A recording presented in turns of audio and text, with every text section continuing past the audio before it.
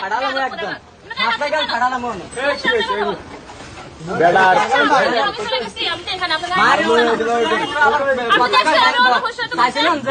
ভালো ব্যবহার করতাম মানে ভালো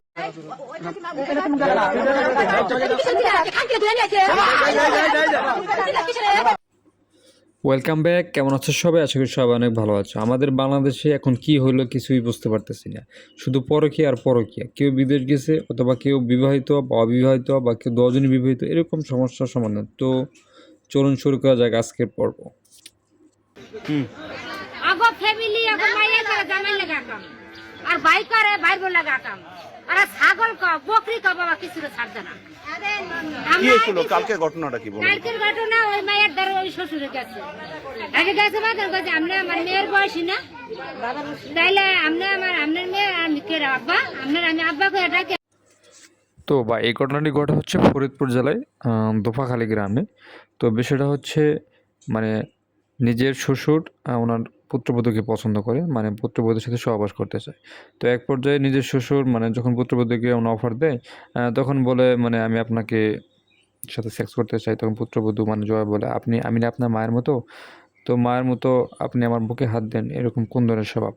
তো মাও তখন মানে অ্যান্সারটা দেয় এমন কম যে মাও তো মানে সন্তানকে দুধ খাওয়াবে, এটা স্বাভাবিক। মানে খুবই নেগেটিভ। আমরা যে কোথায় চলে গেছি বা এই বাংলাদেশ তো আর বাংলাদেশ নাই, এটা অসম্ভব হয়ে গেছে। যাই হোক, বল বউ আছে তুই কি বিয়ে করবি বল জোরে বল বল এই বল হ্যাঁ দে বল বিয়ে করব মুছে বল হ্যাঁ কি বল বলো না হাসে বল করব জোরে বল শাদি করবে তবে ভাই এই ঘটনাটা কই ঘটেছে তা আমি সঠিক জানি না।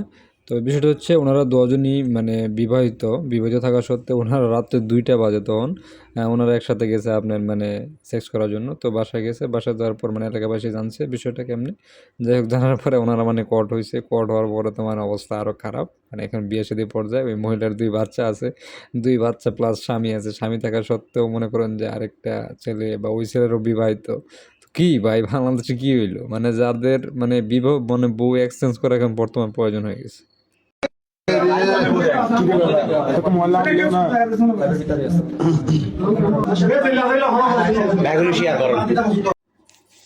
তো বিষয়টা হচ্ছে ঘটনাটা হচ্ছে একটি হুজুর মানে একজন মসজিদের ইমাম, উনি রাত্রে প্রায় 2টার মতো বাজে একজন মত্র মহিলা মানে রাত্রেবেলা পর্যন্ত কেমন মহিলা থাকে ওই মহিলাকে নিয়ে উনি বাসায় মানে ইন্টিমেন্ট হচ্ছে। তো ওই সময় গ্রামের কিছু লোকেরা ওনাকে দেখে ফেলে। তো দেখার পরে জানেন তো হুজুরদের একটু গন্ধ বেশি, তো অবস্থা মানে অনেকটা ভয়াবহ সিরিয়াস হয়ে গেছে। যাই হোক, চেন লাগান আর ভাই চেন লাগান আগে চেন লাগান। ঠিক আছে, ধন্যবাদ ধন্যবাদ। ঠিক আছে ভাই এই ঘটনা দেখার পরে আমার কিছু বলার মতো ভাষা নাই। কারণ বাংলাদেশের মানুষ কতটা নিচে যেতে পারলে এরকম একটা কাজ করতে পারে, এরকম রেস্টুরেন্ট যাবে একজন মহিলা একজন পুরুষ এভাবে মানে ফ্যানের পিন খুলে ভাই এটা কি মানে বুঝলাম না ভাই, এগুলো কি মানে কোনো মান সম্মান বলতে কিচ্ছু নাই।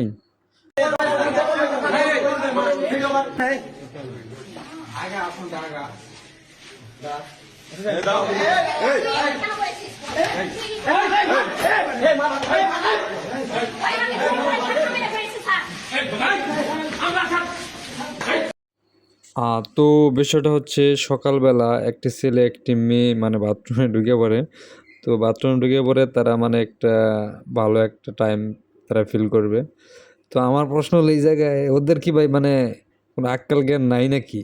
মানে এত জায়গা থাকতে ওরা বাথরুমের ভিতরে বা যাইতে হবো? এতই সময়ের অভাব, এত জায়গার অভাব পড়ছে বাংলাদেশের।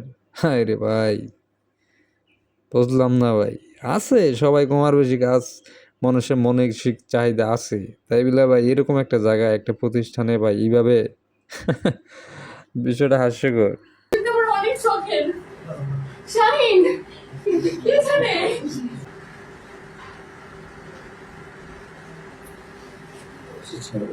না হায় রে ভাই, অভিনয় রে, আসলে একটা কথা আছে না, নারীর অভিনয় সেরা রে, এরকম হয়েছে।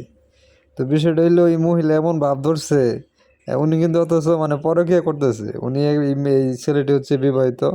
তো এই ছেলেটি বাসায় নিয়ে রাত্রের পর রাত্রে ওইখানে থাকে। তো মেয়ে দিছে মানে ওই যে আগের যে বউ ছিল ওনার যে একটা ওয়াইফ ছিল, তো উনি মানে রিপোর্ট দিছে উনি রিপোর্ট দিয়ে মানে ওনাদেরকে আনছে আর ধরার জন্য। তো ওইখানে দেখেন কি একটা অবস্থা, এগুলো আসলে আমাদের বাংলাদেশ আর দেশ না, এটা একটা মানে সেক্সুয়াল দেশ হয়ে গেছে, যেটা একের জন্য পাগল। এখানে হইয়াছিল দুজন, হ্যাঁ? তুমি যে এখানে হইয়া থাকলা, ও কি তোমার ওর সম্পর্কে তোমার কি হয়? তোমার কি হয় ওর? হ্যাঁ,